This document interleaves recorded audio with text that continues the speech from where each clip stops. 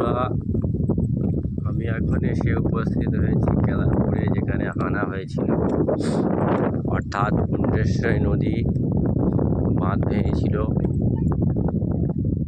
গত বন্যায় এবং বিপুল পরিমাণ ক্ষয়ক্ষতি হয়েছিল। আপনারা দেখতে পাচ্ছেন সব কীভাবে ধস নেমে নদীর বাঁধ ভেঙে গিয়েছিল, কী পরিমাণ ক্ষয়ক্ষতি হয়েছে। নদীর এখন বাঁধ বাঁধার কাজ চলছে, আপনারা দেখতে পাচ্ছেন জেসিবির মাধ্যমে কাজ হচ্ছে।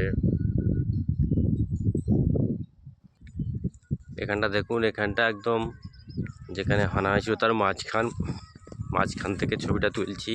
ওইদিকে মুন্ডেশ্বরী দেখা যাচ্ছে, আর দেখতে পাচ্ছেন হানা হয়ে গিয়ে কেদারপুরের কত জমির ক্ষয়ক্ষতি হয়েছে।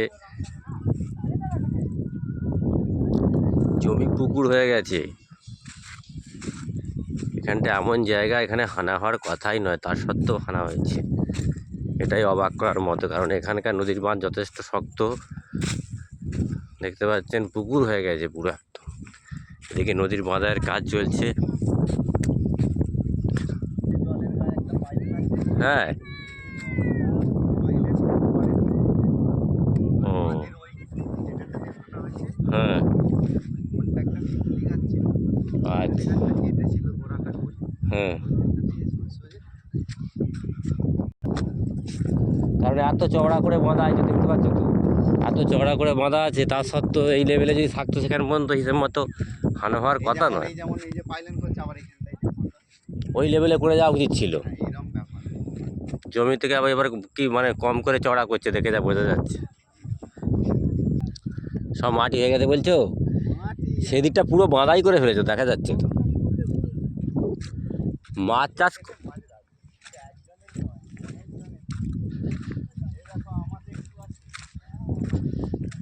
দেখতে পাচ্ছেন বন্ধুরা, নদীর বাঁধ কতটা বাঁধাই হয়েছে দেখতে পাচ্ছেন, কাটাই হয়ে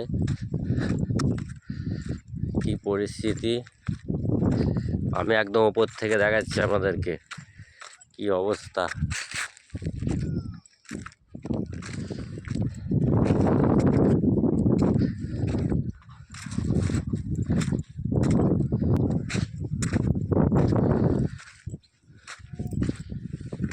হাল এই হানা হওয়ার জন্যে 20-25টা গ্রামের ক্ষয়ক্ষতি হয়েছে, ব্যাপক ক্ষয়ক্ষতি হয়েছে।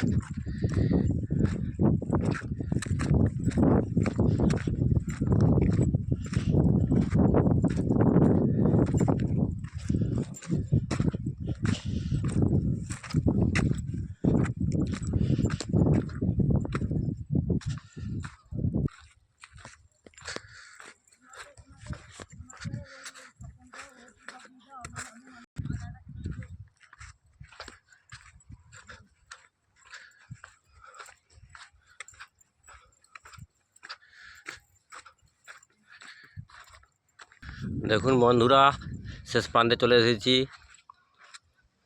উত্তর প্রান্ত থেকে একদম দক্ষিণ প্রান্তে চলে এসেছি, যেখানে পর্যন্ত হানাটা হয়েছে।